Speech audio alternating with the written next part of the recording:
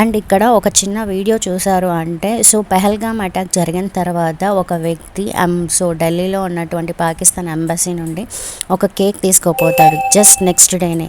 ఎందుకో తెలుసా, మన వాళ్ళని చంపారు కాబట్టి సెలబ్రేట్ చేయడానికి. అది ఎలా మనకి రుజువైందంటే సో ఈ వీడియోలో చూసారంటే జ్యోతి మల్హోత్రా సేమ్ పర్సన్తోనే ఉన్నారు. సో ఆ గెడ్డం కుక్క నా కొడుకు అట్లా కేక్ కట్ చేయడానికి కారణం అది.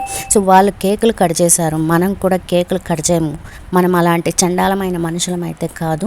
కాకపోతే ఇది చాలా అంటే చాలా దారుణం. మన ఇంట్లో పుట్టి మన ఇంట్లో వాళ్ళకి మనమే ద్రోహం చేస్తే ఎంతవరకు కరెక్ట్ అండి?